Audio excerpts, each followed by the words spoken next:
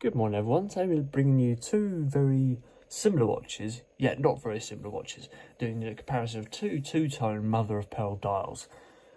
So we've actually got my girlfriend's existing Mathey-Tissot watch on the left, and the one I bought her, which is the Bulova 98 R263 watch on the right.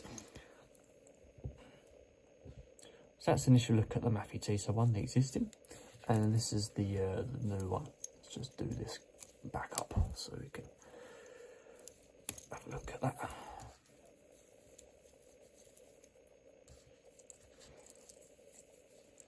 Now these two watches, they're a perfect sort of example of where you want to sort of prioritise your money, where you want to, what value do you want to invest in as part of your watch? Do you want it to be as part of the design? Do you want it to be part of the movement? Do you want it to be the weight of it, etc, etc? Those sort of considerations have gone on with these two watches in mind.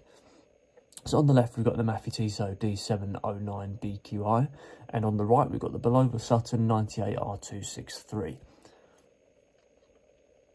Just comparing them at face value at first, so the Mathey-Tissot on the left is a 26mm case diameter, and the Bulova is a 32.5mm case diameter. Sorry about that, guys, I just had to quickly pause that issue of the specs. In terms of the weight on the specification isn't specified, but I checked the weights individually, and this weighs less. It weighs around about 60 grams. That's with the links removed. Whereas the Bulova Sutton, that weighs 90 grams with all the links included.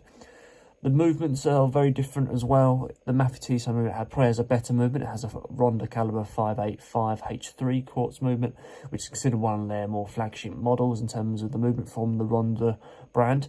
Whereas the Bulova uses a Miyota 2036, guaranteeing the quality of plus or minus 20 seconds per month. Not one of their best sort of movements, but it will do the job for the sake of the watch. So let's come down to the dials here. So we can see that they're two mother of pearl dials. I feel like the Mathey-Tissot, well, actually, I think they're very similar. One's a bit more sort of greyish, and the other one's a bit more gold style. And that goes the same for the actual increments and the detailing. The Mathey-Tissot seems a little bit more gold than the other one, but the Bulova Sutton seems a bit more sort of subtle in that way. So over the top of the actual watches, the Mathey-Tissot has mineral glass, whereas the Bulova has dome sapphire crystal. So you shouldn't be able to scratch this one, but you might be able to scratch this one on the left. They both have that sort of icy style bezel. The icy style bezel on the Mathey-Tissot is more filled in, but that is made of fully made of cuban zirconia, including the increments as well. Whereas the Bulova is made of 16 diamonds on the actual bezel, as well as 3 individual diamonds on those markers that you see there. So at the 9, the 6, and the 3 PM. Inside the actual face of the watch, the actual Bulova Sutton indents down with those little markers inside there, whereas the Mathey-Tissot has a plain metallic ring inside there with the actual minute markers on the dial as well. Those markers on the Bulova Sutton are bigger, whereas, and the hands actually, I was going to say about the hands are non-luminous on the Bulova one, whereas they are luminous on the Mathey-Tissot one. So it's all depending on what you sort of want and what your functionality is from the actual watch. But I can tell you from the sort of the long-term sort of use, that this one hasn't sort of lived up to the expectation that it would. As you can see here, that you might notice this, but one of the ices has fallen out, and there's another one somewhere, yeah, another one up here, that's fallen out as well. And as you will notice, it actually stopped. That was probably due to a jeweler fixing it, but yeah. But I feel like the Mathey-Tissot does stand out a little bit more nicer. So coming down to the crowns. The crown on the Mathey-Tissot is a double position crown because you've got a date dial as well.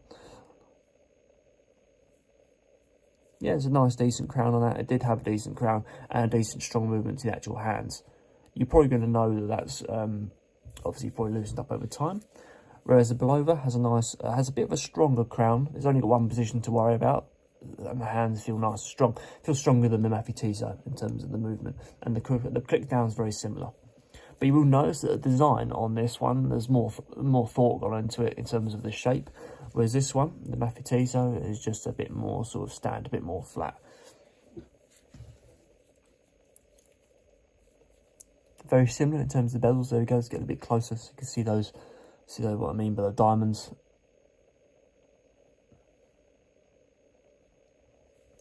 So coming down the straps, the Mathey-Tissot strap obviously is smaller to go with a smaller watch. Mathey-Tissot strap is around about 13mm, whereas the Bulova one is 15mm. So it's the actual size of the strap relative to the actual face of the watch is bigger on the Mathey-Tissot than it is on the watch. So that might suit you if you want to go for a bit more of a subtle bracelet style with the watch. You might really want to go for this one. But if you want a bit more of a watch that's going to stand out and that you can see it as along with your bracelets, that's probably going to be the Bulova. But they're two different straps entirely. So you've got, let's start with the Mathey-Tissot. The Mathey-Tissot is a Jubilee two-tone strap with that brush finish on the outside and the polish finish on the inside.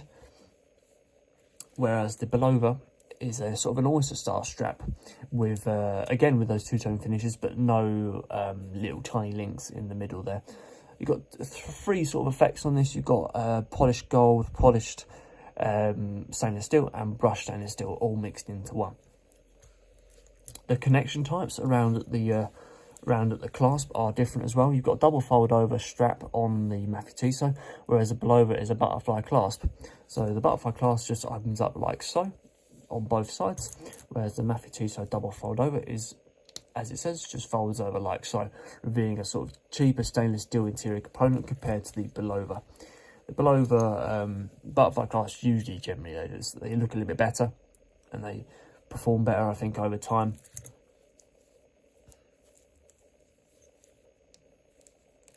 In terms of the adjustment on the Mathey-Tissot is pins, and the adjustment on the Bulova is pins as well. So we need a hammer and a pin or a jeweler to adjust that strap for you. Finally, coming around to the back plates. The back plate on the Mathey-Tissot is a bit more sort of 3D, as you can see, a bit more sort of bulk to it, and some markings, whereas the Bulova is just a little more subtle as well.